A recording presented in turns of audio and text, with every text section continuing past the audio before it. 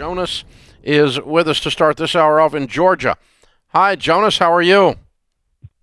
I'm doing well. How you doing, Dave? Better than I deserve. What's up? Well, first off, I just want to say I appreciate you taking the time and answering the call for me. Sure. So I'm 22 years old, and I'm recently engaged, and me and my fiance found out that we are expecting to have a baby in the early part of October. So I guess my question stems from over the past few years, I've started to start saving, and I have about $30,000 saved up.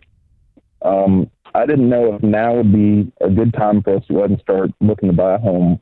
We have the option to stay with family at a much lower rent, but I didn't know if it would be wise to stay with family in terms I don't want to cause any distress amongst us, which we all get along with. That's not an issue, but if that would be wise, or if we should look into getting an apartment and then continuing to save in the meantime until we can start our home.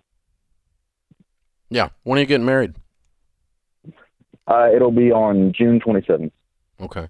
And I would get an apartment that you move into immediately following that. And then a year later, I would think about looking for a house. But I would rent for at least a year. And let's get baby here, and baby and mommy are okay. Let's learn to be a household, be a family. Let's learn to pay bills in that environment and run a budget in that environment, stay out of debt, clean up any debts she's got. If she doesn't have any, pile up cash and have an emergency fund. Beyond the emergency fund, start saving up your down payment. You'll still only be 24, 25 years old when you buy a house. Mm-hmm. And that's still very young to buy a house, and you'll still be just fine. So you would recommend that we don't move in with any family? No, I would not do that. Okay. And then I have a stop just a second. The reason is real simple. Something happened with my kids, and my kids are slightly older than you. They would, sometimes come back from college, graduate from college, stayed with us a few months, and then they go out on their own. When they go out on their own and they're paying their own bills, the electricity gets cut off if they don't pay it. They're buying their own groceries at the grocery store. They're vacuuming their own floor. They picked out their own apartment. Something happened in their emotional maturity. It leaped forward and leapt forward. And you guys are getting ready to be a mom and a dad. You're getting ready to have a new marriage, and you need your own place. It is going to be good for your relationship. It's going to be good for your emotional development, your maturity, everything. And I would beg you to get out and get you an apartment.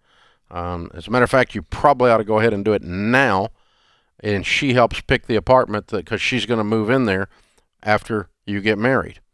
And so that's probably what I would do right now, and you guys figure this out.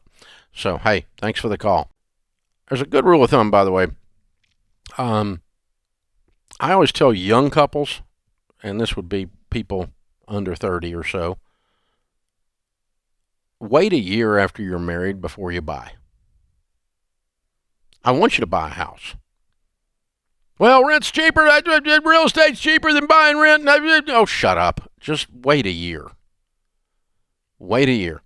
Because it takes about a year of being married to know how close to your mother-in-law to buy. You've got to get to know each other to make a better decision on what you buy. The dynamics of your relationship are going to form. There's going to be a lot of stuff happens in that first year. For some people, it's a really tough year. So spend a year on your marriage, not on hanging curtains, not on painting bedrooms and doing a rehab. Spend a year on your marriage, and then you'll make a better decision when you buy. I do want you to buy. I just don't want you to think that buying a house is so mandatory that if you don't do it immediately, you're going to die or something.